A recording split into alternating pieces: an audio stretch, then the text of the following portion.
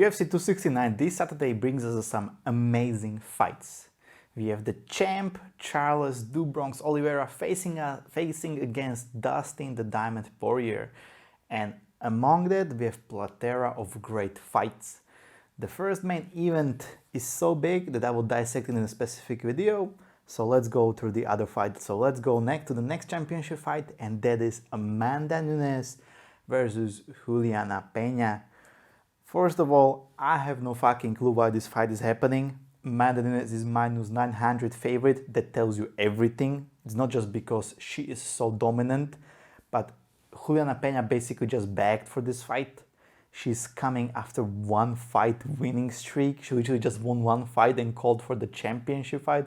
And she also won against Sarah McMahon, which is not a huge name in the women's division.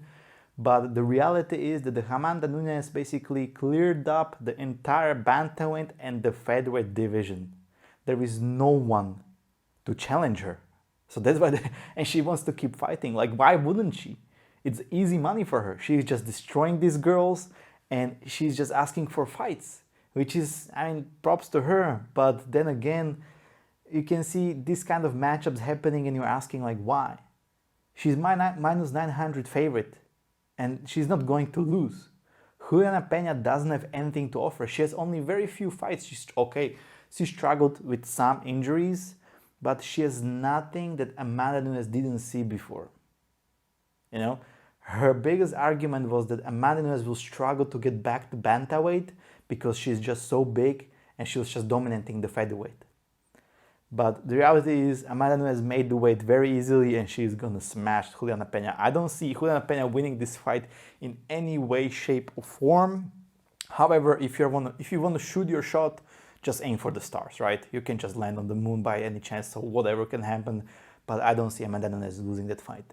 However, the next fight is much more entertaining. The next fight on the main card is Geoff Neal versus Santiago Ponzinibbio. And why I like this fight is because these two guys square up. The main power they have is the power in their hands, you know?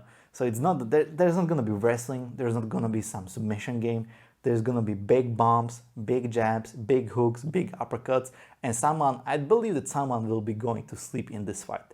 However, what this fight makes so intriguing, it's 50-50 fight. Both fighters have some strong sides, strong skills, but they are very similar. So that's why also the odds are so close, so you cannot really tell who's going to win. However, Geoff Neal has a slight disadvantage because he's coming off 2-fight losing streak, so he knows, you know, potentially if he loses another fight he might be cut from the UFC. However, Santiago Ponzinibbio also, he had a crazy winning streak, but then all of a sudden he lost to Li Jingliang, who we just seen being dominated by Khamzat Chimaev.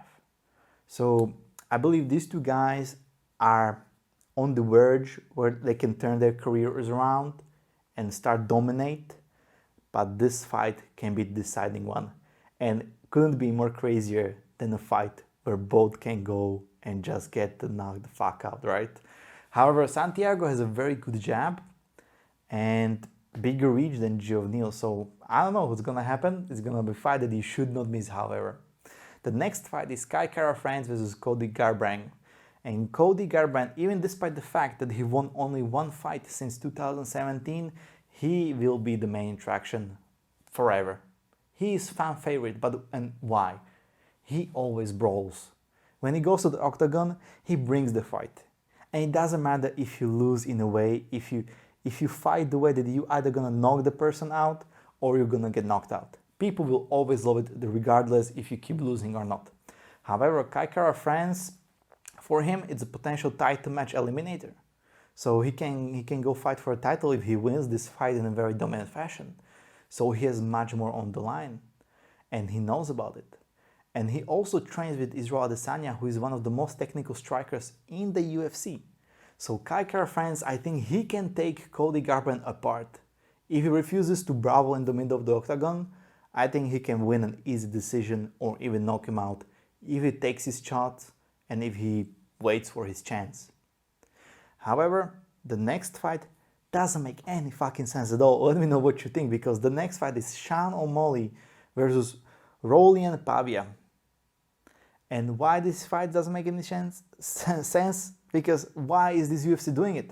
They have Sean O Malley. He is a huge rising star. People and fans love him. And they put him against, first of all, against a non-English speaking fighter. How can Sean Malley sell the fight if he's going against someone who doesn't speak English at all in the first place? Then again, and not only Raulian is not speaking English, which is not a bad thing at the end of the day, right? But you also want to build the show. However, Sean O Malley is going to face one of those guys who lurk into darkness, who wait for their chance, who are very skilled, who are very dangerous. So why would you put one of your rising stars against someone so dangerous and someone who cannot also build the show? Why? This fight doesn't make any sense, because Raulian is a very dangerous fighter. However, there is one thing that makes Sean O Malley favorite in this one, and despite the fact that Raulian has a much better submission game, sometimes he likes to stand up and fight. And if that happens, I believe that Sean O Malley can take him apart. So let me know what you think, how the fights will play out, and I will see you in the next one. See you.